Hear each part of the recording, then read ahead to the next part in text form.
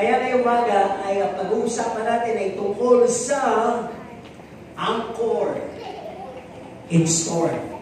Mga angkla o angkla sa panahon ng bagyo. So we have a lot of verses here, but later na lang natin, or later na lang natin tatalakayin ng Joshua 1, 1 to 9. Actually, it's a home reading. Bigyan natin ng focus is Ephesians 4, 14a. Yun lang po yung babasahin ko, 14a. Sabi po dito, upang tayo huwag na maging mga bata pa na nagpapahapay-hapay dito doon at dinadala sa magkabi-kabila ng lahat ng hangin. So marami pang preceding verses. Kasi ngayon yung ating mensahe ay very illustrative, full of illustrations. Kung magagagaling po kayo sa isang paglalakbay sa dagat, ano ba? Iisipin natin na ang buhay Kristiyano ay para bang naglalakbay tayo sa dagat. No? Na meron tayong mga mai-encounter. Sinong nakasakay na sa barko? Sarap? Di ba? Sa aeroplano? Siyempre, mas marami. Okay, saan ba ninyo mas prepare? Sa aeroplano o sa barko? Di ba gusto sa aeroplano? Di ba? Ayaw sa barko. Di ba? Ako din, kahit ako parang ayoko nga sa barko. Kaya wala akong magagawa. Pero masarap naman pagka nakasanayan mo ng maglakbay sa barko. Kaya parang ito yung ginawang illustration sa buhay ng Kristiyano. Di ba? Tingnan natin mabuti. Sabi na dito, sinong gusto ng ulan? Sa ilang bahagi, lalo na sa parang lugar ng Mindanao o Bisaya, laging naulan. Panay na nga ang landslide doon, di ba? Pero sa atin dito, sa Luzon, parang bibira ang ulan, di ba? At talagang parang ramdam na nga yung El Nino. Sabi, hindi pa yan. Na-reach na natin yung pinaka-extreme part ng El Nino. Pero yung epekto niyan ay mas iinit pa daw. Yung bitak sa lupa ay lalaki pa ng malaki. At halos malulusog na yung kamay mo sa bitak na yun. Sabi ng mga weather forecast. Kaya kung ating pong titingnan, yung ulan ay isang malaking tulong sa mga natutuyuan o sa lugar na tagtuyot. Ano po? Pero yung bagyo, di ba? Sinong gusto ng bagyo?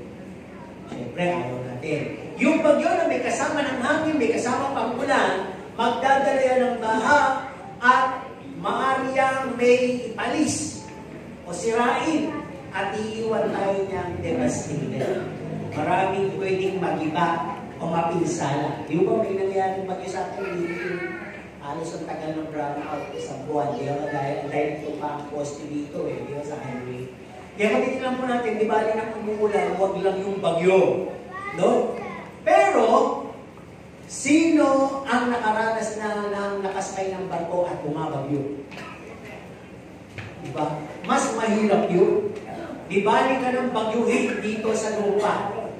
O dito sa island, o sa tuyo, wag lang sa gitna ng karagatan. So, napakarami din kwento sa Bible tungkol doon sa biglang bumagyo sa kalagitnaan ng karagatan. At na-picture naman doon talaga yung takot ni Jonas, di ba? Na-picture din naman doon yung takot ng mga alagad. Kaya nga nila ginising ang Panginoon Jesus.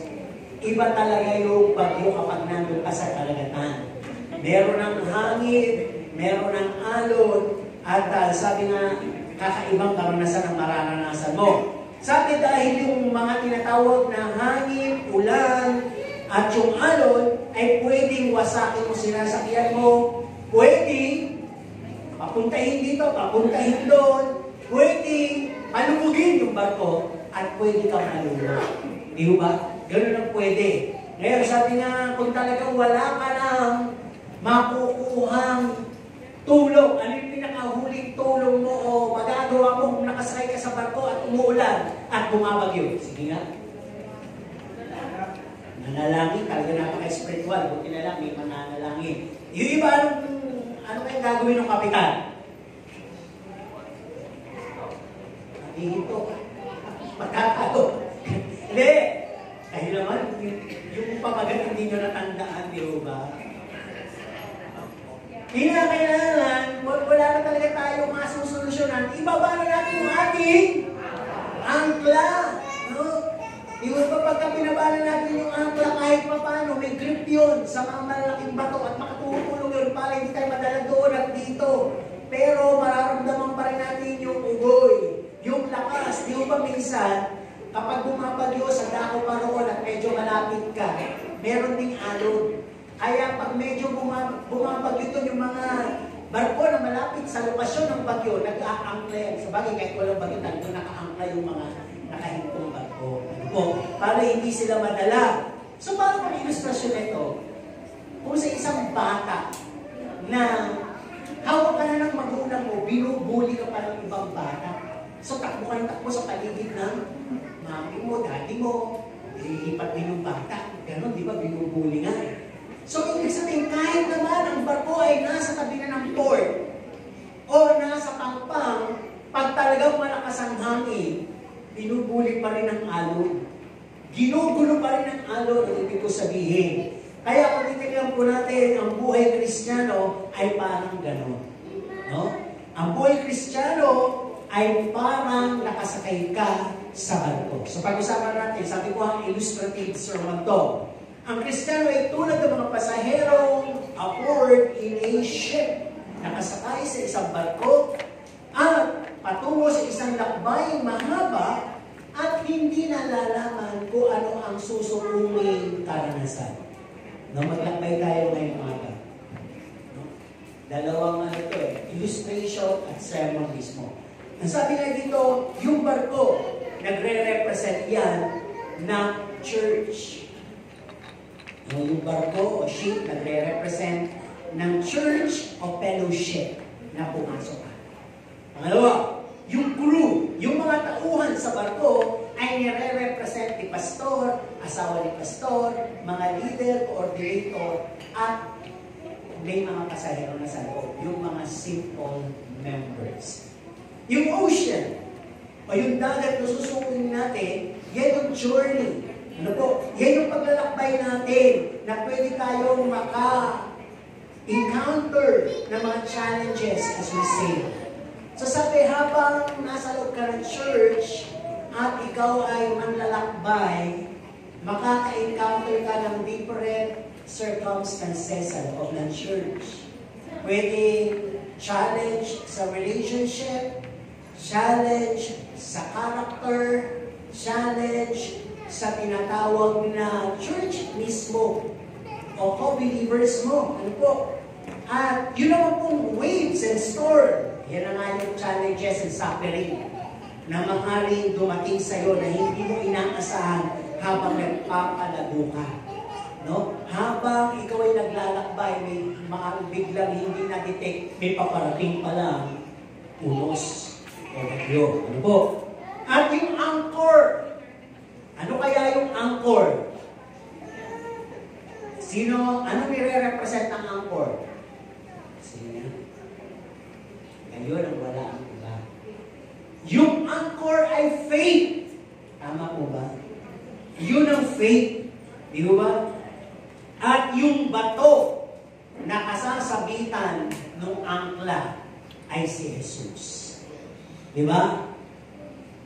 This rock is Jesus, the only one. This rock is Jesus, my only one. Sabi nung awit, be very sure, your anchor holds and grip the solid rock. Yung rock is Jesus. Kaya tingnan na natin ngayon yung illustrative sermon natin. Illustration muna tayo. Tingnan natin, sabi nga, may barko. Sabi ko, yung barko para church. Pumasok ka, pumanik ka na sa barko. Diba, kinikwento ko ng Matrix. Pagpanik mo sa barko, as you enter church, parang ganun din, pumasok ka sa loob ng church. No? Anong unang gagawin mo pagdating mo sa barko? Mag-explore ka, ilibutin mo yung barko, i-check mo muna yung place mo, saan ka ba, ano bang kinuha mong ticket, ang kinuha mo ba, exclusive, private, first class, cabin, economy. Diba? So, check mo yan kasi may mga numberings yan. Kasi pag hindi mo agad check, may mag-o-occupy ng lugar mo. Diba? So, yung nakita ko karanasan doon, ganito. Pag naka-check mo na, at lalo na pag konti lang naman yung pasahero, lalo na sa gabi, na-check na yung mga ticket ng mga nagro-room na mga crew, yung mga nasa economy, lumilipat sa airport. Kasi may mga beddings na walang nakahiga. So gagawin paglipat doon, walang nakakita, higa magtatalukbong, hindi naman mga gigisingin yun, di ba? Samantalang binayad lang nila ay halos nasa mababa pa sa lahat ng binayad ng mga nasa airport. Di ba? Kaya, ganun, nilibutin mo yan. So, sa church, sabi, habang pumapasok ka sa church, mag-e-explore ka. Kikilalanin mo sino ba si pastor, asawa ni pastor, sino ba yung mga kamanggagawa dito. At dito mo matutuklasan yung pakikipagkaibigan mo. Dito mo rin matutuklasan yung level na meron ka. Ikaw ba ay merong espiritu for leadership? May kakailan ka ba for leadership? May maambag ka ba? O ang pakiramdam mo ay isa kang simpleng membro, no?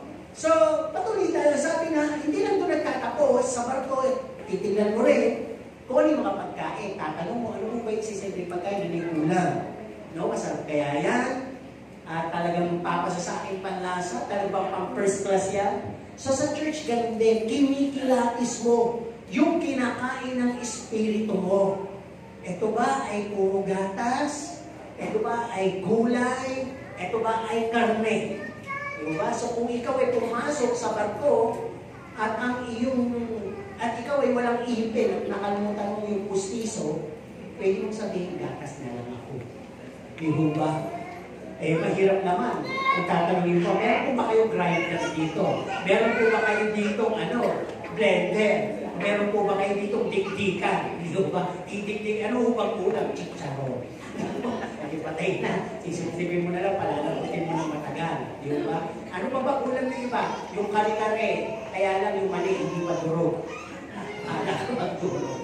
Di ba? So pagka ganun yung mga challenge, ang hirap. Di ba? Kaya nga sabi dito, di ba na-appreciate nila yung paglalakbay, yung lugar na kanilang natutulugan, pinupunta, pinapasyalan, yung pagkain nila ng kakainin. Pero minsan makakaramdam pa rin sila ng awfulness. Hindi yata masarap, hindi komportable, may surot yata, ang baho naman. Kasi yung barko, share ko sa inyo, pag landing dito, kapag hito sa port na yan, konting linis na papanik ang panibagong pasahero.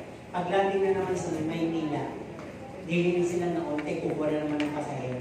Ganun lang na ganun. Ewan ko kung nababakante yun, tapos ka palang general cleaning.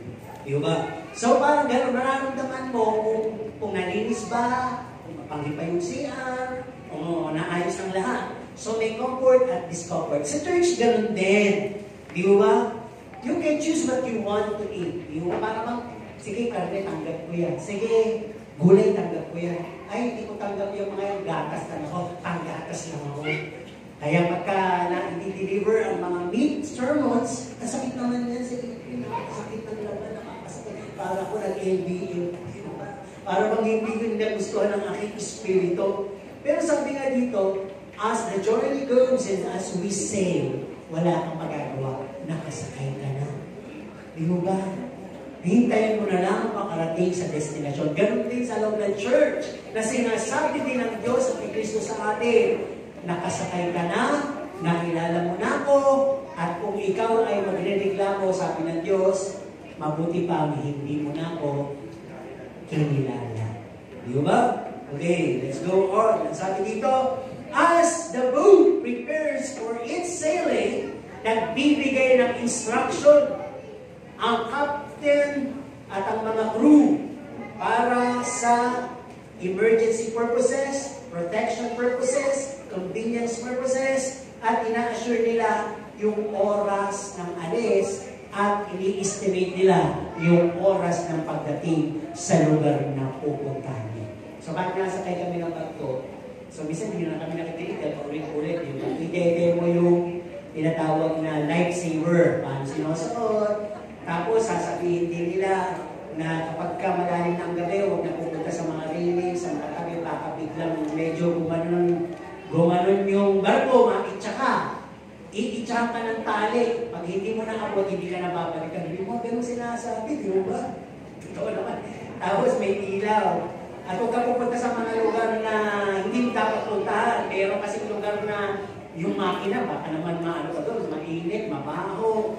At huwag ka pupunta doon sa lugar ng mga kitchen. Di ba, mamaya may magtalsi ka mga kutsilyo doon dahil yung ano, may magbaksa ang kaldero. Kasi sinasabi nila lahat yun, ang dami instruction. Pag lagi ka sumasakay, repeated instruction, nakakaano na rin, paulit-ulit. Ano po? At mananalangin. Masabihin, alis po tayo ng alas 5 and approximately dadating tayo sa Romblon ng alas 3. Sabihin ng handaling araw. So, gano'n. So, dito sa church, gano'n din. Sa loob ng church, nagbibigay ng instruction si pastor. Doon sa barko, nagbibigay ng instruction, pakinggan mo. Dito sa church, nagbibigay ng instruction si pastor, ang mga leader, nagpapaalala, nagpapayo, paano tayo lalago sa espiritual natin, ginagabayan tayo, sinasabi sa atin yung mga bagay na makapagpapalakas, ina-assure tayo na tayo nag-aantay at ni-estimate natin malapit na dumating ang Panginoon. Kaya sinasabi ni Pastor Yor, kagaya ng sinasabi ng kapitan sa barko, na makikinig kayo, dito naman sa church, magpapasabot tayo. Amen po ba? Okay, let's continue with the illustrative sermon. Pangalawa, sabi nga, yung crew. Yung crew sa barko ay yung mga tinatawag na mga kamanggagawa o yung nag-a-assist sa kapitan. Amen po ba? Ano ba trabaho na itong mga to? Una, sabi nga dito, mula sa kapitan hanggang sa kanyang crew, yung kapitan nagsusupervise. Sinusupervise niya yung mga crew. Carry on safety first procedures. Puntahan ninyo sub-captain kasama dito, yung assistant captain. Puntahan ninyo lahat, i-check na ninyo yung mga ticket, baka may nakasakay na hindi bayad. Check nyo kung talaga nasa respective places sila. Kung nasa cabin ng ticket nila, cabin lang sila. Kung sa first class sila, first class lang sila. Isasara na lahat ng dito. So, hindi ka naman babawalan o papapasukin kung ikay nag-overview sa nag-picture-picture. Tatanong ka na kung saan ka. Basta ilalak na nila lahat ng section. Abutan ka sa kantin, pakita mo yung ticket mo. Ganun. Kaya pag wala kang ticket, hahanapan ka talaga. Pero may nakakapuslit pa rin sa mga ganun pala. Pupunta ng CR eh. Hindi naman nila pinupuntahan yung CR. So, may mga pumapalit talaga, sabi ng mga captain, may at least 2-3 nakakalibre. Yung mga sanay lalo, no? Yung mga talagang nakakapuslit, nakakapasok. Kunyari magtitinda, yung pala sasakay namin sa loob. Kasi pwede pumalit yung mga nagtitinda eh. Di ba? Okay, tuloy. Ang sabi dito, tinitingnan yung chicken assignment, at tinitingnan yung mga beddings, at nagpro-provide sila ng tinatawag na emergency instruction. Kung kayo po'y nahihilo, dito po yung pumuntahan ninyo. Kung kayo po'y nagugutom, may kantin po dito.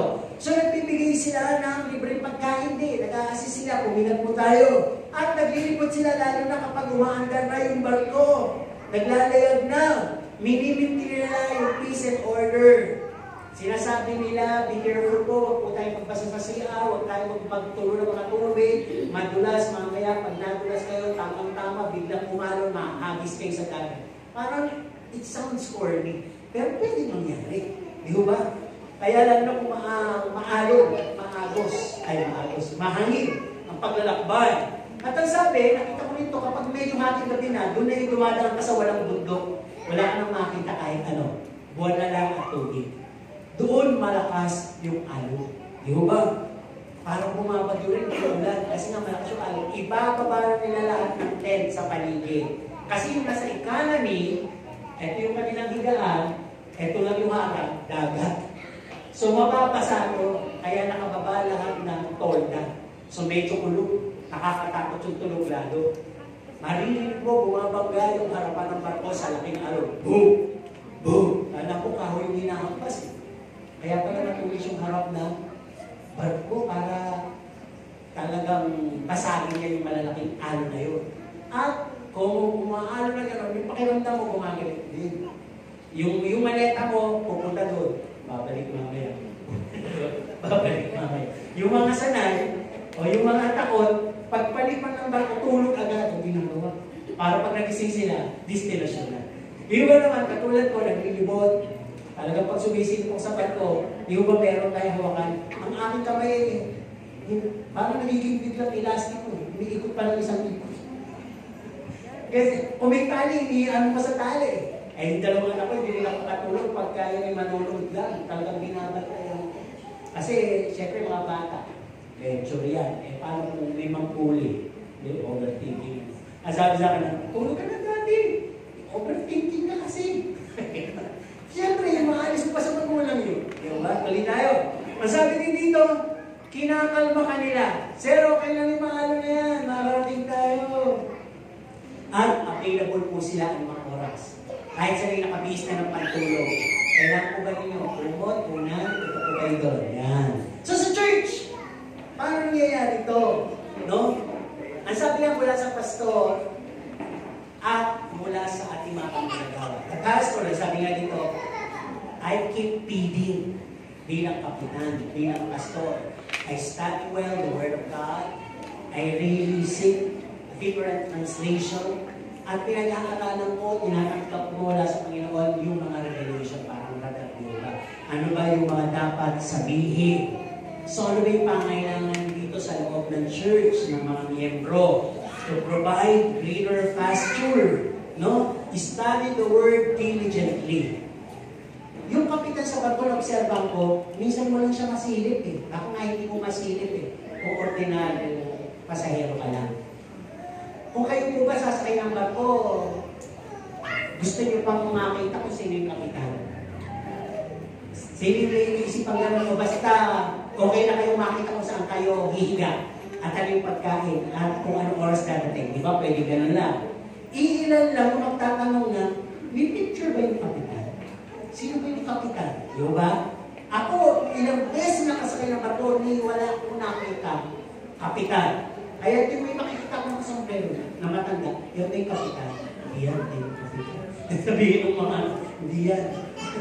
Diba? So sabi, dito tayo sa church. Merong kapitan, may pastor. May crew sa church, may workers. So ano yung workers sa loob ng church? Sila po yung helpmate ng pastor. Magmula sa asawa ng pastor, pababa, helpmate po sila. No? Ito lagi ko na sinasabi, kumbaga, pag nasa church tayo, ipagkaloob nyo na kay pastor yung buong oras makapag-aral na salita ng Diyos. Huwag nyo siyang istorboin sa mga bagay na yun o guluhin. Kaya ito yung ibig sabihin. Kaya ang hinahanap yung kapitan, pwede bang kapag may nagsuka, sorry for the word, pag may nahilo, pag may nangyaring mga light emergency lang, pupunta pa ba yung crew sa kapitan? Kapitan, may nag-blow. Kapitan, may namatay. Kapitan, mayroong content, ano doon, nasusurog yung Pilipino ito. Ganun ba? Guguluhin ko yung kapitan na nangunguna doon sa pag-ano ng barko. Pwede bang iwan kahit ang piloto yung kanyang ginagawa sa maliliit na rason? So, minsan gano'n, kasi gano'n eh. So, sa church, work of the ministry. Pinalakay na natin ito. Ang work of the ministry, from the pastor's wife down. Kaya ang Sister Luz, pababa sa manggagawa, sila gumagawa ng visitation, sila gumagawa ng prayers. At i-extend natin ito. Pwede naman gawin ng kamanggagawa yung mga ganito. Yung mga needs, halimbawa, they can provide you prayer needs, house prayer, birthday prayer, car prayer, asset prayer, sick prayer, etc. Ano mang gusto nyo, ipanalangin, ngipin, yung lalaki, tiyan, ulo. Eh, huwag nyo na muna kung nandiyan si pastor around, sige, pwede yun. Pero kung 10 oras ng gabi, masakit na yung ngipin, kahit ikaw, pwede ka nang manalangin nun. Tama po ba? O kung may mga bagay-bagay lang, eh, pagkatiwala naman, bigyan naman natin ng assignment yung mga workers. Work of the ministry. Okay ba yun, mga workers? Amen. Ang taba na nga po nila, di ba? Ang sabi dito, extended need. Yung visitation, counseling, kahit na water baptism, Bible study, itemized needs, kailangan ginagawa na ng workers yan. Even ba, workers, leaders? Wala na siya ako. Di ba? Kailangan may system tayo. Dahil pag wala tayo system, hindi tayo ulisan ko si pastor lahat. Tatagal pa tayo ng 50 years. Get lang tayo. Wala tayong system eh. Kinakailangan, hindi ako pa lang si pastor yung magsisermon. Tatanda na si pastor. Kailangan meron ng unti-unti dinidevelop sila yung susunod, sila yung successor. Oo, may anak ako, pero hindi anak ko tatawagan din kayo. Lalo na kung ayaw niyo. Amen po ba? So, sino gusto tawagin? Kaya hindi ko rin ako masang-convince ngayon. Okay, tuloy tayo dito. Ang sabi na dito, from the pastor's wife, and the workers, you can be friend with us. Pwede natin sila maging kaibigan katulad ng mga crew. Di ba nakikita ko, may mga crew may itsura, babae, lalaki, may mga pasaherong pilya, kinukuha yung Facebook. Di ba? Siyempre, alam niyo na, may nagkakakilala, may nagkakadevelop. So dito sa church, walang ginagawa din naman yun. Pero sabi nga dito, from the pastor's wife, and the workers, ang sabi dito, you can be friend with us. But remember, no one is exclusive for treatment if you were friends. Alisin natin yung mentality ng exclusive treatment. Halimbawa, hindi kita pinansin, hindi kita nabigyan ngayon, hindi kita nakita o nabate, sasabihin mo si Pastor, nag-iba. Si Pastor, galing sa akin. Kasi nangyari lang po yan bago ko dito. May nagsasabi sa akin, hindi yung mismong nakakaramdam nun. May tagasabi. Sabihin ko na si Pastor Ramos yung tagasabi. Kaya Pastor, may yun. Pastor, meron. Kailangan. Ganito, Pastor. Hindi mo siya kinakamayan. Nasasalubong ka niya, iniiwasan mo. Nasusupladuhan siya sa'yo. Hindi ko talaga alam. So, kaya ano gagawin ko? Siyempre, beginner. So, Pastor, gano'n lang, approach mo. Di-approach ko. Sino nakakatanda dito nung ginawa na natin yung pagka-uwi ang lahat ng workers, leaders, nasa labas kakamay? Hindi nyo natatandaan yun? Di ba? Kasi lahat inaatak sa leaders mga leaders matataas, hindi man lang kumitibok. So, ginawa na natin yun. Di ba? So, ano nangyari? Yung ginawa ko, lumakat na ako, kinamayan ko. Hiyang-hiyangan naman siya. Kasi Pastor, gano'n. Saan mo lalagay ba talaga yung sarili mo? Di ba? Kaya, ibig sabihin, pagka gano'n na lang ginawa natin, from the pastor, the workers, the leaders, magiging po tayong men pleaser, and we will all be compromising here. Di ba? Minsan ang danger gano'n Pag masyado kang friendship sa isang tao, hanapan ka na hanapan ng maibibigay mo. Pag hindi mo na ibigay, di ba sabi nga ni Mr. Luz, may batang nagtanong sa akin Kaya sabihin, nagtataka lang ako, ba't niya tinanong yun? Doon sa issue ng patay. Yung bata niya malapit, tapos bigla sabi yung bata, pagpunta ko doon, may patay din sila. Pastor, bakit wala ka sa patay ni Tut? Napaisipin ko, kung batang to, alam na wala ako doon, naglalaro lang naman ito. Dahil parang naisip ko, overthinking ko, may nagpatanong dito. May nagpatanong dito sa batang ko, nakagagaling lang dito. Alam ko na. Hindi na ako alam ko na yun. Big sabihin, di ba? Ganito minsan Pag tayo ay mapait sa bawat isa, may times din po kasi minsan, baka hindi kita naharap ngayon, nabigay baka kasi may problema ako, may busy ako, may sakit ako. Diwa, kasi may nangyaring gano'n na pupunta dapat ako sa lugar na yun, kakain din, gano'n. Nag-i-LBM ko hindi pwede pumunta talaga. May sakit ako nun, hindi pwede. So gano'n. So hindi ko naman pinasasabing gano'n, di ba? Parang hindi magandang pakinggan. So titignan natin, baka yung leaders na yon o yung teacher natin na yon hindi nakarating, hindi tayo na bigyan ng attention, baka may case. So case-to-case basis. So sabi dito, yung treatment sa passenger, laging binibigay well. Marami naman yung puro Di ba? Kaya tingin nyo, yung mga crew sa barko, wala naman sila yung crew na para papalakasan, maapi talaga yung crew yun. Walang ganon. Ang nakikita ko sa kanila, takipan sila. Wala po kasi ngayon si Sir na gano'n, wala po si Ma'am na gano'n Ako na lang po a-attend doon sa gusto, sa kailangan nyo. Ngayon po medyo, hindi siya yung gusto ko ibang usapan lang po yun, di ba? Ibang usapan. Kaya ang payo dito, be considerate. Isa-alam natin. Meron tayong pakiramdam, huwag lang tayo sama ng overthinking. Doon tayo dalayatin. Okay, let's go on the third illustrative. Pag-usapan natin yung dagat at ocean and sea. as we sail. Di ba? Di ba sabi, ito yung isa ng paglalayag, papasukin mo, susuungin mo. No? Punta mo na tayo sa illustrative. Sabi nga, walang pinakamagandang paglalakbay kundi ang summer season. Kasi walang alon.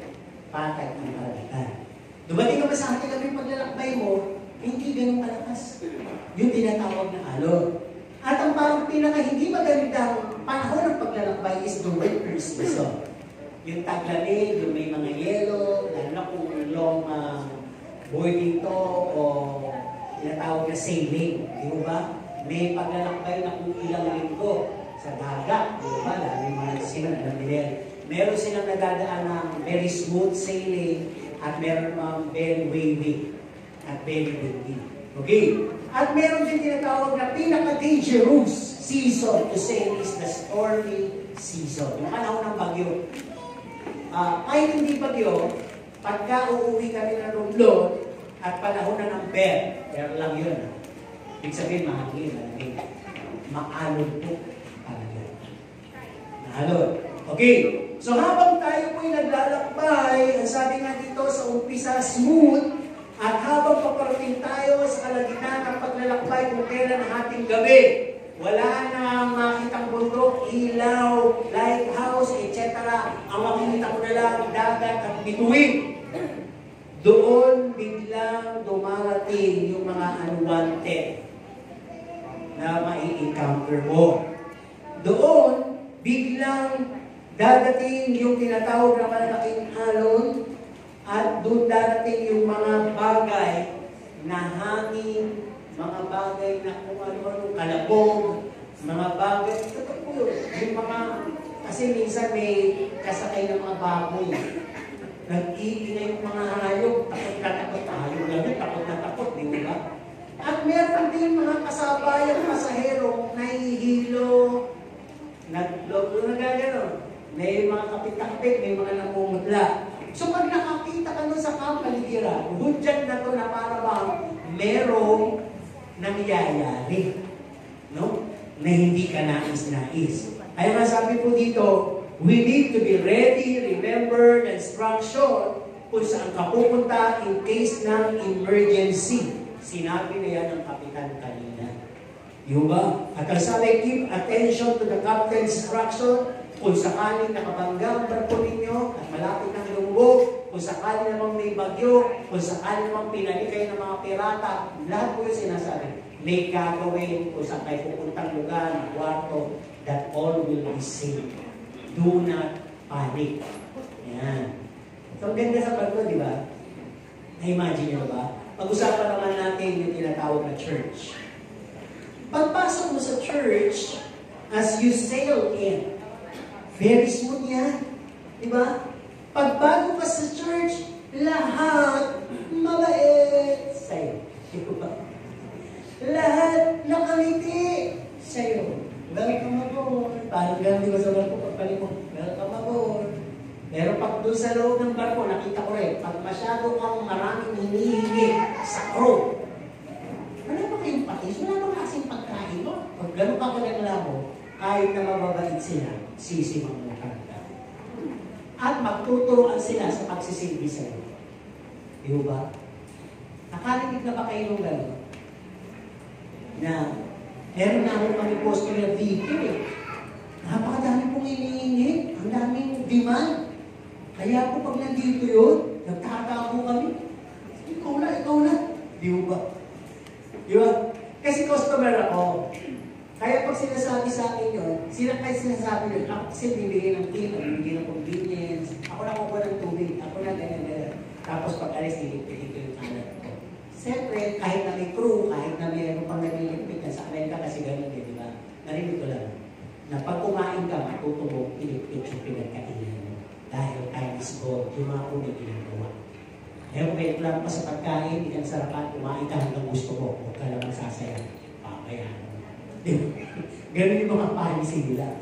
Hindi ka na convenient sa mga baby mong sapatos, sige, sorry ko, papalitan natin, kumain pa. Diba? May nagpapwento sa akin, kaya alam ko. Okay, tuloy tayo. Dito sa church, first impression is very good, fine, at a moment. Then, habang tumatakal ka, You will come to know the real attitude of bawat isa. Church ba yan? Alam nga naman po, pag ang hinahanap ninyo ay church na lahat mabait, hindi po church yun, cemetery. Diba, mababait nila sa cemetery eh. Rest in peace na sige. Kaya na kahit anong gawin mo, ito mo, peace! Wala ka marinig. Diba, at sila ay merong cruise. Diba? Kaya, church to buhay ang mga nandito. Yung may 12 anak, alam niyo ibig ko sabihin, 12 ugali ninyo. Kahit kambal pa yan, may magkaibang ugali yan. Di ba? Ang mas may pinakamalaking dalahin dito si Pastor dahil kayo, lahat ako sa inyo. Eh kung kayo dito, minsan pipili lang kayo ng gusto nyong makatabi, magiging kaibigan, yun lang yung nararamdaman yung ugali. Yung iba hinala lang. So, pero hindi mo pa naman talaga nakakasuyo, nakakausap. May nagkwento lang sa'yo dahil gusto ka niya, sa kanya ka lang.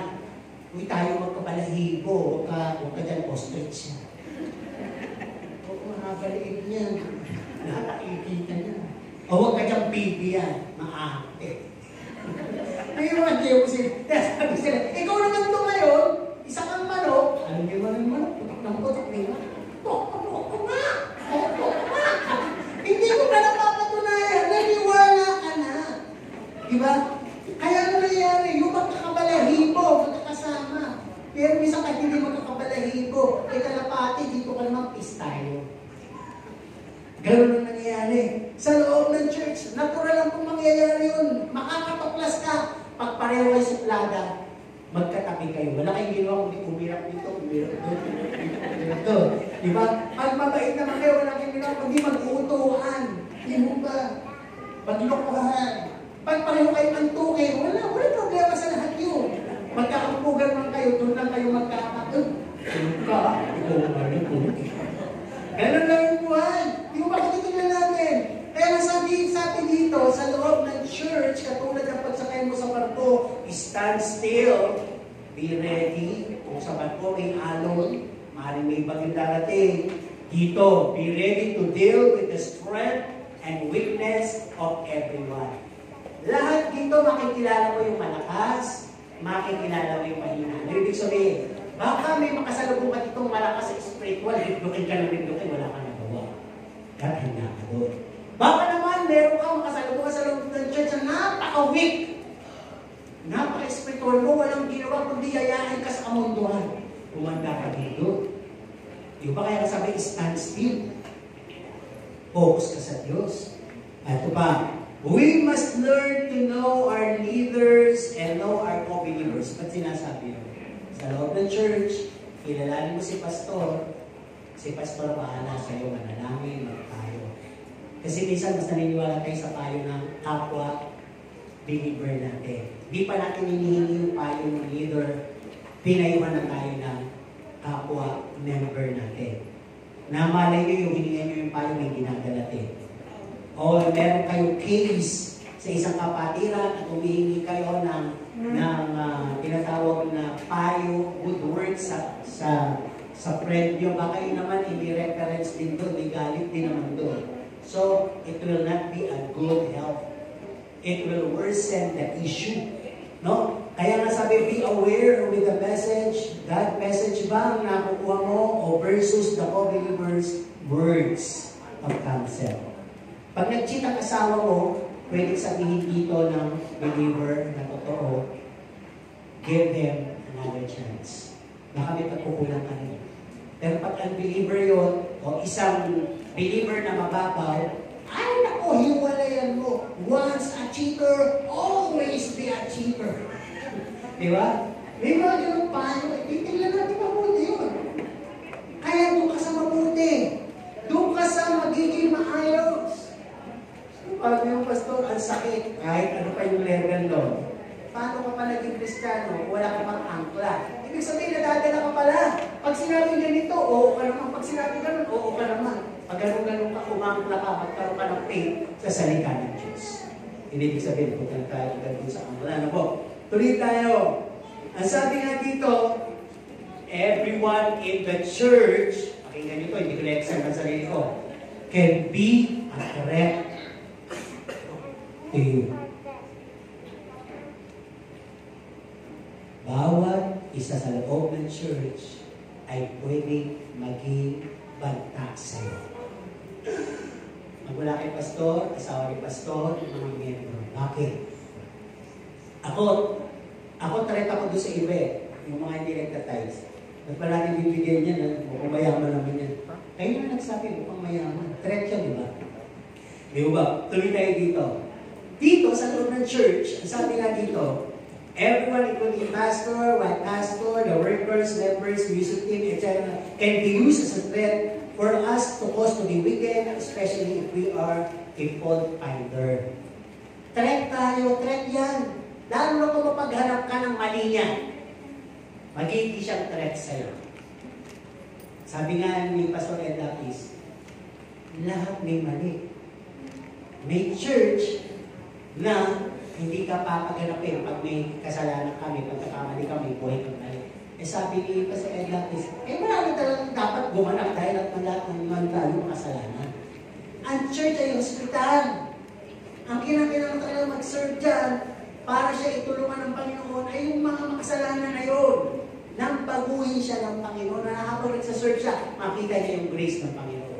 I-isolate mo pa siya, ilalim mo pa siya sa cure, ilalim mo pa siya sa medicine, ilalim mo pa siya sa tinatawag na kailangan ng dose. Walang iba kundi ang Panginoon. Papalalain mo lang siya. Diba?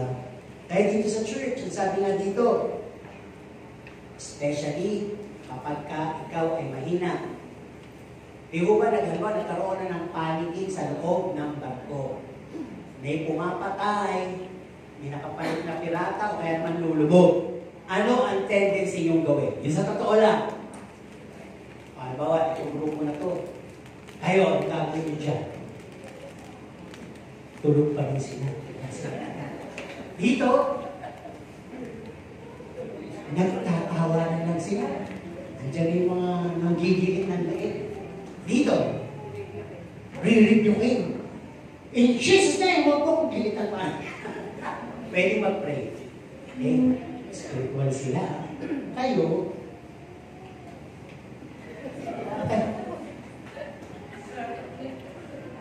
di ba yan sa barko? Wala naman yan. Joke lang yan. Parang gano'n yung grupo na. Tingnan natin, parang makaniligtas sa barko. Kayo, gano'n yun. Mananalangin, yun na. May dagat. Ayun, nilalangoy. Totoo naman yun eh. Totoo naman. Nakita yung Titanic, sinabot ng Titanic. Nung papalubog na, takbuhan galing ito. May banda mo, tatalon din naman pala. Di ba? Tatalon ka. So sa church, lalabas ka. Kasi parang may gulo sa loob, lalabas ka. Yung ba ang solusyon? Diba? Either danger ang kapuntahan mo. Habang lumulubog yung barko, pwede kang madala pa ilalim yung whirlwind ng adoy. Diba? Diba may love team doon si Jack at saka si Rose? Diba? Namamatay na sila, walang Jack! Rose! Jack! Talagang kaya dapat sa poses ng babae. Nung lumulubog niya. Wala na maus. Naubos na rin dito. Okay po, balik na tayo. Wala tayo sa Titanic. Yung ating barko pinag-usapan, hindi mo lumulubog pa. Di ba? Okay, keep sailing pa. Eto na. Ang ibig ko lang sabihin dito, sa loob ng church, pwede kang ma-open. Pwede kang matisod kung hindi ka handa. Amen? Kaya, magtitingnan si pastor, asawa ni pastor, magtitingnan yung bawat member. Lahat tayo may pagkakamali na highlight mo lang. Galit ka sa sister na to, dahil sinuplagaan ka, hindi mo alam ito isa to, mamamatay ka ako. Yung palang best friend mo. Kaya ingat kayo dyan. Know your real enemies. Di ba kaya nga sinasabi pa rin ng Diyos, pray for your enemy. Love your enemy. Anong anymore? Ang dami mo. Enemy. Bigyan mo ng bigyan, babait yan sa'yo. Diba? Wala pa akong binibigay. Bigay naman ako ng bigay. Parang sa ko, gusto akong patayin yan eh. Bigyan mo lang. Wala nga akong binibigay eh. Isang araw, ibibigay niya yung kutsilyo na dapat gagamitin niya sa'yo. Di ba? Nakalipas eh. Isusuko niya na ang mga sandata. Yung galit, isusuko na niya. Mapapalambot mo yan. Huwag yung Bible na yung sinasabing ang pag-ibig ay kaya niyang can cover a multitude of sin. Okay. Balik tayo. Pag-usapan na natin yung waves and storms. Ito na, nasa gitna na tayo ng karagatan. Nasabi nga po din na sa barko, may warning, may precaution, may rule from the Coast Guard. Bago umalis ang barko, sinasabi, tingnan mo muna yung quantity ng barko, baka ang barko kailangan lang 100, ang laman niya 500. Pwede yun? Di ba, nangyayari minsan pagka panahon ng Pasko, no? Kasi yun, yung listahan, kikita din yung kapitan sa kayo crew. Kasi ang kukunin na sa kanilang tax doon, o yung cut-off, kung ilan lang, kung magpapasobra sila, nila na yung fully, yung payment no. Kaya minsan pag nagka-aksidente, doon ang nalalaman, wala sa manifesto, wala yung pangalan ng iba. Hindi sinulat dahil bawal. Papacheck yan sa Coast Guard bago umalis yun. Kaya may names. Kaya ngayon mas mabalis, naka-online, nakakuha ng ticket, register na agad ang name mo kung ilan kayo sumakay. Diba? Kaya lang may mga tamad talagang checker, hindi kine-check.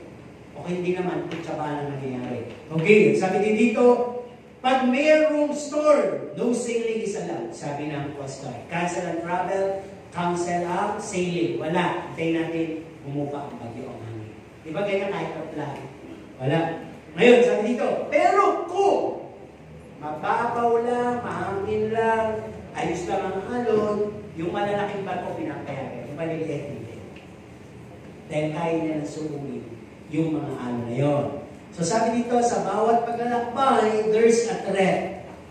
No? Pwede ka maka-encounter ng bagyo, hangin, yelo, kasi general itong ginagawa ko. Hindi lang yung barkong Manila, Bundol. Sinasabi ko yung Manila, Philippines, to around the world. Diba may mga lugar na may yelo?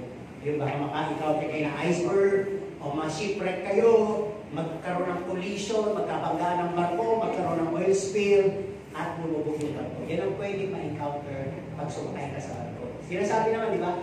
Kala nyo ba, yung barko lang, yung plano meron din. Pwede magkaroon ng hijack doon.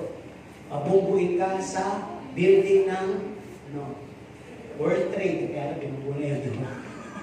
Ganun ibig ko sabihin. Pwede din mag-air crash yun. Pagka tinamaan kita, o kaya naman ay magkaroon ng tinatawag ng mga yung nagagano, nawawala ng hangin, bumabaksak. No? So marami pwedeng ma-encounter sa bawat paglalakbay. Mapa langit o mapa dagat. Okay, lupa rin pwede. So sabi, may precautionary measure na binibigay in cases of those being mentioned. Pag-usapan natin sa church. Di ba? Parang ko. Sa loob ng church, marami na pong warning binigay. Binibigay ang paalala, informasyon, cases, issue na tinatakil ng napakaraming Pauline epistles. Tinalakay na to ng mga sinulat ni Pablo. No? Meron din sa 2 Timothy 2:12, 2 Timothy 3:6, Colossians 3:5, 2 Peter 2:18, 2 Peter 3:3. Basahin nyo na lang. So sabi, every wickedness in the law, inside the church and weaknesses, you'll encounter. Ito yung alon. Mga alon sa loob ng church ay hindi na po bagong bagay. Panahon pa ni Pablo, nangyayari na sa loob ng church ang mga issue na to. Actually, petty issue nagiging malaking issue. Maliit na alon nagiging tidal wave. Parang gano'n ang nangyayari. So, like sa alon, ang journey ng isang barko, ang journey ng Kristiyano, susuko ka sa napakaraming alon. Ano itong mga alon na to? Ito na yung alon ng gossiping, backbiting, alon ng pride, alon ng fault-finding, alon ng envy and jealousy, alon ng immaturity, alon ng selfishness, alon ng covetousness, alon ng immorality, alon ng coldness, division, strife, alon ng self-centeredness, alon ng self-exaltation, alon ng heart of stone, alon ng itchy ears, petty issue, wrong and false motive. Mga alon po yan sa loob ng church. Nasusuungin mo o babanggain mo. Sasalubungin ka ng alon niya. Dapat manatili kang nakasakay sa barko at nasa lugar ka na kung saan protektado ka. Kung nakikinig ka sa kapitan. Ganon din sa church. Makaka-encounter ka niyan. Makakakita ka niyan. Yung mga ugaling yan. Dapat makinig ka sa salita ng Diyos.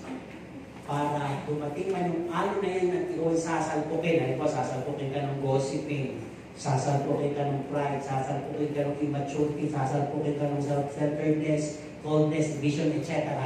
ay makakasuot ka pa rin. Magpapatuloy ka sa paglalaki. Diba? Kaya napakalaga. Ang sabi dito, paano ba natin maiiwasan ng mga alon na yan? We can pass through the waves of testing. Testing po lahat yun. Everyone, hinahanginan ng gossip. Dito makikita kung matured ka, o ikaw ay entertainer. Di ba? Masarap yung chismis eh. Pero ikaw ba ay klaseng pumapatay ng chismis? O ikaw ay nag-aalaga ng chismis, nagpapalaki pa ng chismis? At nanganganak ng chismis. Naparami mo ang chismis. Saan ka doon? Ikaw, chismis lang yung pero parang may breeder ka eh, no? Parang kung talagang gagawin natin ano yun, may kakaiba yung chismis ko. Crossbreed. Bakit mo naman sa ating crossbreed? Magmula kay sister na mistisa at kay sister na nagkita. Nagsama parehong nakuha na ng issue. Kaya crossbreed. Willing ka mamaki. So sabi pa nga, may iwasan na ng alon na yan. Ang sabi dito, yung chismis ba alon? Dito. Alon dito. Bitin ko tayo. Gusto ko sumagot kayo ng naman. Kasi kayo nang pinakaupo at nanggarakat kayo. Yung pagsagot nyo ng amen, nakakalakas yan sa akin. Ang chismis ba ay alon? Okay? Ang sabi dito, kung alon nga yan, ang sabi, die down the gossip. Patayin ang mga chismosa. Yung chismis. Take note ka. Chismis. Hindi ko sinabi chismosa. Pagkain lang yung chismis. Okay nang tumanggap sa akin mo, sabihin, sister. Pagka nalaman mo yung chismis, pagdating mo sa bahay, ikaw na chismis na naramdaman ko, narinig ko, hanggang dito ka na lang, get out in chismis. Ganun ang pagpatay sa chismis. Okay nang tumanggap. Pero, huwag mo na pagsabi. Kaya po, chismis hindi naman totoo yun. Ay, talagang mga marites, di mo ba? Mabilis mag-react. Yung kahit nga yan sa showtime, sa Ipulaga, talagang tinatalakay niya, o nag-react yung mga marites, di ba? Bakit yan sinasabi yan? Kasi ang mundo ganun na. So, napakalaki ng mga ano na yun. Kaya sabi, backbiting, stopping. Maging totoo ka lang sa harap at harapan at talikod ng kapwa. Mamamatay yung alon yan. Ano pa yung pangalawang alon? Yung alon ng pride. Sino walang pride? Yung walang pride, nakasakpi kayo kay Kristo.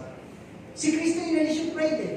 Inalis yung pagiging anak ako ng Diyos. Diyos ako. Hinubad niya eh. At nagkaroon siya ng mind of servant. Paano papatay ng ano na to? Lower ourselves. Pakumaba na nga po ako eh. Hindi pa yung totoo. Yung nagpapakumaba, wala nang sasabihin. Gagawin mo na yun. Have the mind of a servant. Ano ba? Nasabi din dito, paano mo ma-avoid yung ikaw ay fault-finding? Tumingin ka na lang kay Kristo. Kahit saan ka church pumunta, meron kang makikita. Tanungin niyo ako bakit. Yung magtatanong sa akin, yun yung bubulong. Sino ba yung mga sumagot na? Bubulong ko na lang yung sagot. Okay. Tanungin niyo ako bakit. Gusto mo natin mga marites na. Okay, kasi nga, fault-finder ka. Kaya kung fault-finder ka, kahit saan ka pa magpunta, may masasabi ka. Or ba natin, punta sa Janty, may masasabi ka. Wala mo, tagal magsilbi. Diba? Kahit ka sa McDo ka magpunta, ang marunong lang ng McDo, ang pangit. Diba? Kahit na lang kanino magpunta, meron ka. Kahit yung bagong tayo Robinson, ang dami mong salita. Ganito, walang tao. Punta ka sa Wagat, pulpong naman ito ng tao. Punta ka sa Pacific, ano dito, parang cheap. Lahat na lang may nakikita ka. Tumili ka nga sa lamig. Ito, malaking mali. Kasi Paul Piker eh. Di ba? Kaya sabi dito, tumingin ka na lang kay Jesus, sisipol pa ang pananampalataya. Di ba katugtong yan ng Hebrews 12:2? Look to Jesus, the author and finisher of your faith. Okay. Ang sabi dito, kung ikaw naman ay may alon ng inggit at selos, anong pwedeng gawin dyan? Tingnan mo, kung magdamit. Ang daming patong. Ano ba yan? Badyaw? Ang ganda naman, pero kung sabihin mo, badyaw. Di ba? Kapag inuubos ang lahat ng pabango, sigurado dinaligo yan. Kaya mo nasasabi na naiinggit ka. Nagsiselos ka dahil wala ka nung meron siya. Paano mo mapatayin yung ano na yan? Sige nga. Ang sabi dito, be content. Makontento ka lang kung sino ka. Be genuine. Maging genuine ka. Kung siya nagpapabango, ikaw hindi, dahil ayaw mo yun, okay na yun. Diba? Kung siya nagdadamit ng marami, ikaw simple lang, at gusto mo walang damit, okay na. Hindi sabi, gusto mo naman yung maraming damit. Tama lang. Okay na yun, diba? At ang sabi nga dito, lagi mong sabihin sa sarili mo, I am uniquely created by God. Yun ang panggamot ko. Bakit ko siya gagayahin? Ginagaya niya si Madonna. Tapos Madonna na siya. Di pa ginaya ko siya, Madonna rin ako. Di ba? Parang gano'n. Huwag yung gayahin. Be uniquely you yourself. Okay, immaturity. Alam mo ba niyo immaturity at saka yung tinatawag na selfishness? Aron po yan habang nagka-travel tayo sa buhay Kristiyano. Yan ay hindi lang aron, parang katulad yan ng ipo-ipo. Yung alon niya. Umiikot. Di ba pag may ipo-ipo, anong tendency no? Pag napunta ka sa gitna ng ipo-ipo, dadaling ka palubog yan. So, ang immaturity, gano'n. Kasi bakit ang immaturity niya, papasok na rin dyan yung selfishness, self-centeredness. Gusto mo lahat, kikilalanin ka. Gusto mo lahat, uunawain ka. Gusto mo lahat, pagsisilbihan ka. Gusto mo lahat sa'yo ng atensyon. Gusto mo lahat, ikaw lang, Kapag pagka immature. Tama? Pag gano'n, selfish yun. Paano mawawalan yan? Paano mawawala yan? Choose maturity. Amen po ba? Hindi po sa itsura. Ugali. Ang tinatalaga. Piliin mo yung iba yung nakakauna. Piliin mo, hindi ikaw yung asong tatahol sa lahat. Tama? Kahit na sino tinatahulan mo. Kahit na sino pinapatulan mo, hindi ko sabihin. Hindi gano'n. Piliin mo yung ikaw yung marunong na nakatanggap ka sa Panginoon ng wisdom. Pinag-uusapan ka lang kung doon naman sila kasi, okay lang yun, basta no one can put a good man down. Tapos, di ba? Do not express yourself. Kung sila masaya, bayan mo naman sila sumaya, hindi ka na sila nasama. Okay yun. Kasama naman kita Panginoong Jesus di ba? Hindi naman napasin ni Pastor, okay lang yun. Hindi naman siya talaga, ikaw naman talaga ang pastor ko, and I shall not one. Di ba? Di mga ganun lang tayo dapat na mga meditation. Choose maturity over immaturity. At ang sabi din dito, throw away selfishness. Yung makasarili, be generous. Para mawala yung alon. Ano ba? Ang laking alon po ng immorality. This could happen kahit Christian ka. Na ihahain minsan ng immorality. From the pastor down. Marami na pong mga great pastor na implique ng immorality. Kaya no one is exemption. Kinakailangan lang natin, di ba? Kaya nga ang gusto ng mga kanta ngayon, di ba? As creation cry. Parang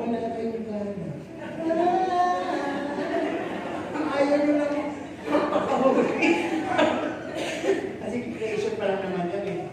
As the angel cry. Angel yan ah. Parang talagang mag-yan. Oh, creation cry. And no son of man's cry.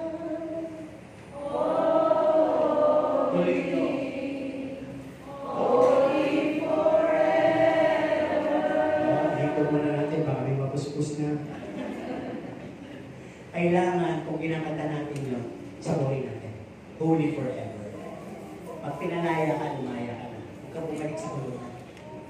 Oo, nadadala tayo kasi minsan mahina tayo. Pero huwag natin ipagpatuloy yung gano'n. Kung may nakagawa, huwag natin ipagpatuloy. Hindi na po ba?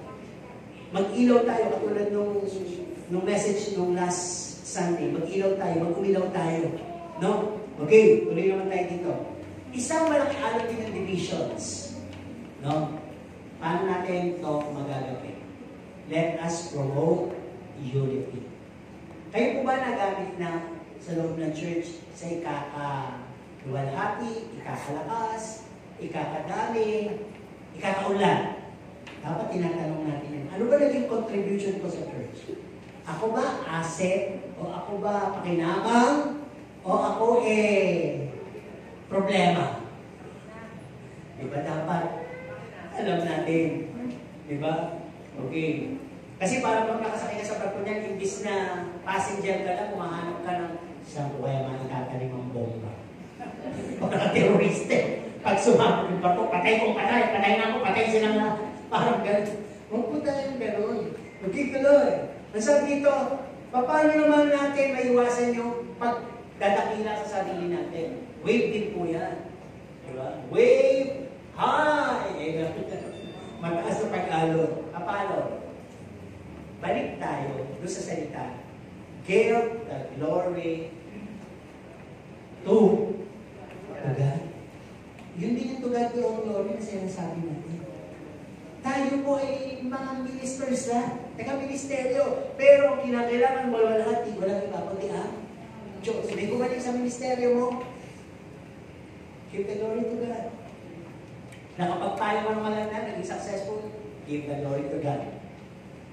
Nakapagdala ka ng maraming kaluluwa, give the glory to God. Nakapagbibigay ka sa may hirap, give the glory to God. Walang utang na loob sa iyo, Panginoon. Ginamit ka niya, kaya nululuwan natin siya. Amen? Andito ka, gising ka, give the glory to God. Amen mo ba? Wala tayong gagawin, kundi ibigay lang ang kalwalatian sa Panginoon. Okay? Ito pa. Ano sabi dito? Brokenness of heart is needed when we come before God. Do not harden your heart. Yung matigas sa puso, malaking alon din. Di ba pagka ang isang malaking bato, i-ibay mo natin yung station, ay hinahampas siya ng alon. Wala naman, hindi naman matitigatin yung doon, di ba? Ang pwede lang maging heartstone or rock of all ages, si Jesus Christ. Huwag tayong magpaka-heart. Stone heart. Wala tayong magagawa actually. Tayo din ang talo. Pag may puso tayo, bato. Diba? Mapagmataas. Sino may pusong bato rito? Wala. Dapat pusong wasak. Okay? Yung wasak parang dyan mga kilos. Okay? Petty issue, isa din po yan sa mga alon at yung mga raw motives. Isa din po yan sa mga tinatawag na alon. Amen po ba? Malalaking alon sa buhay. So, kailangan magkaroon tayo ng tinatawag na let's give a chance for everyone or ourselves na lumago. Do not entertain petty issues. Do not entertain bad character attitude, but always focus to God. Tandaan po ninyo, may laging gusto umagaw sa inyo sa Panginoon. Parang nakita lang tayo ng palabas na ito, nagyaya ka pa na, magsasalubong na eh. Biglang, ano nangyari? Nagapak. O kaya naman, yayakapin at doon pumunta. Di ba? O kaya naman may ibang yumakap. Parang ganun ang gusto ni Satanas. Yayakapin ka na ng Panginoon. Pero nadapa ka pa na, wala ka pa. Yayakapin ka na ng Panginoon, nayakap ka pa ng mundo. Diba?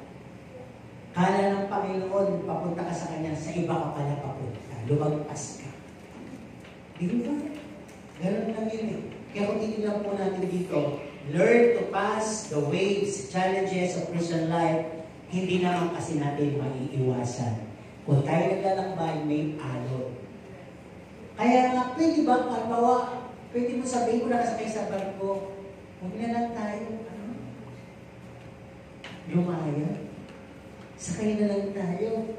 Pwede po ba, magkaisa tayo, huwag na tayong lumaya, baka may bagyo sa gitna. May mga pating doon, baka lumubog. Sinong mga pasahero dito makikiisa, sabihin natin sa kapitan, huwag na lumaya. Mararamdaman din naman natin yung alon sa tabi eh. May ganun ba gagawa? Wala. No one can spoil the sailing. Lalo kung wala namang bagyo. Sabihin ng Coast Guard, alis na kayo! May oras! Dahil pag hindi kayo umalis sa oras, baka may mapagda kayo na dadaan ng ganong oras. Kaya sasabihin, yung banggan, laki-laki naman ng dagat. Kasi nakita ko ito eh. Minsan, may oras pala yan eh. Kaya sinusot kahit sa aeroplano. Kasi pag malayo ka na, radar na lang ang gumagana. Malay ko nung, di ba, at least kung kotse, alam mo eh, kung saan ang rota mo. Pero pag barko, meron niyang sinusundan na, anong tawag, yung compass. Kung saan sila. Kaya nakita ko pag maliwanag pa yung dinadaanan ng barkong to, yung magkatabi niya, puro basura. Ibig sabihin, doon lang talaga dumadaan yung barkong yun. Nakuha niyo, sinilakas kayo ng barkong, observahan niyo kung sasakay kayo. Yung mga basura, bulok na, lumang-lumaning plastic, yung mga sapatos sa lumulutan to, wala na po, yan, alat nga yun eh. Pero sa dinadaan ng barko, lalo na kung patak lang, ang doon. Ibig sabihin, doon talaga dumadaan. Kaya pag hindi ka umalis sa oras, pwede kang may makapangga. Diba? Kahit sa plano. Kaya may oras. Kung madidili yan, didili na matagal dahil padadaanin mo na yung dadaan bago kayo kumuha ng panibago, paglipat o daan. Ganun yan. So ganun din dito sa buhay natin. May timing. Kung kailan dadating yung tinatawag na malaking alon na sasalpukin mo. Kung wala ka sa timing, hindi ka handa masasalpo ka, pwedeng ang barko, ang church, magiba, mawasak, lumubog, magkawalay ng lahat at mamatay sa espiritu. Let's talk about the anchor. Alas patapos na tayo. The anchor is our faith and the rock is Jesus. Ang sabi, in times of sailing, kung kinakailangan natin mag-standby, huminto muna sa gitna. Kailangan talaga natin ng ankla. Andito ka sa loob, walang problema, o may problema, umuusad, o medyo cool ka lang, huwag mong alisin ang pananampalataya mo sa Diyos. Tama po ba? Kailangan lagi kang mayroong pananampalataya. At yung pananampalataya na yun, kinakailangan mahugbo sa malaking bato. Hindi ba kayo nagtaka kung bakit kinreate ng Panginoon ang lahat ng dagat, mababaw, malalim, sa anumang lugar, laging may bato sa ilalim? Kasi once in a while, dadating ang panahon, makakaroon ng barko at magkakaroon ng angkla na pag ininaglag sa kalaliman ng dagat, sasabit at sasabit sa pinakamalaking bato. At yun ang magiging protection ng barko. Kaya alam ng Diyos sa church na tulad ng barko, kailangan may faith at mananatili siyang nakatayo na ang faith ng tao kailangan nakakabit sa Kanya para hindi maligaw, hindi mawala, hindi mailubog ng bagyo, ng problema at mga pagdurusa. Di ba? Napakalinaw nun. Kaya sabi na, anchor is our faith, we need to hook it or grip a huge stone, and that is Jesus. No? Panghawakan natin, lalo na kung babasahin natin ito, Joshua 1:1-9. Basahin ko lang yung verse 5 ng Joshua 1:1-9. Sabi sa verse 5, walang makatatayong tao sa harap mo at sa lahat ng mga araw ng iyong buhay kung paano ako'y sumama kay Moises, ay gayon ako sa iyo. Hindi kita iiwan, ni pababayaan man. That is one of the great promises. Binigay kay Joshua, applicable sa atin, by faith. Sabi sa verse 9, ikaw ay magpakalakas at magpakatapang na mabuti. Huwag kang matakot ni manglupay-pay man sapagkat ang Panginoon mong Diyos ay sumasayo saan ka man pumaroon. Those are examples of God's promises na iuhok natin yung ating anchor. Di ba? Hirap siguro kung walang iniwan ng Panginoon na salita, pangako, bahala kayo. Di ba? Pagamat may sinabing, ang makatis hanggang sa wakas, siyang maliligtas. Kung magtatanong, paano natin gagawin yun? Kung sinabi ng Panginoon, bahala kayo. Ang matira sa huli, siyang maliligtas. Magpatayang kayo. Diba? Wala naman gano'n. Nag-iwan ng Panginoon ng iba't ibang pangako, iba't ibang mga verses, na siya mismo yun. In the beginning was the Word, and the Word was with God, and that Word is God. Yung pangako niya, yung ako to, makakasama niyo. Di ba? Kaya, kung babalikan natin yung Ephesians 4:14a, tingnan nyo ang halos katapos. Upang tayo wag na maging mga bata pa. The sense is immaturity. No? Na nagpapahapay dito doon at dinadala ng magkakabilang ng lahat ng hangin. Minsan malamig, minsan mainit, minsan okay, minsan hindi. Minsan nasa katinuan, minsan lumare. Minsan pabebe, minsan alisin natin yun. Hindi na, di ba yung binasa natin? Hindi na tayo bata, malalim ka na sa Diyos. How can you be a leader if you have that kind of attitude? Halimbawa, wala lang si pastor. Kung ako pa ang mangunguna na ako'y maitisod sa inyo, nakakatisod kayo. Nagsesermon ako, tunog kayo. Nakakatisod kayo, nagsesermon ako.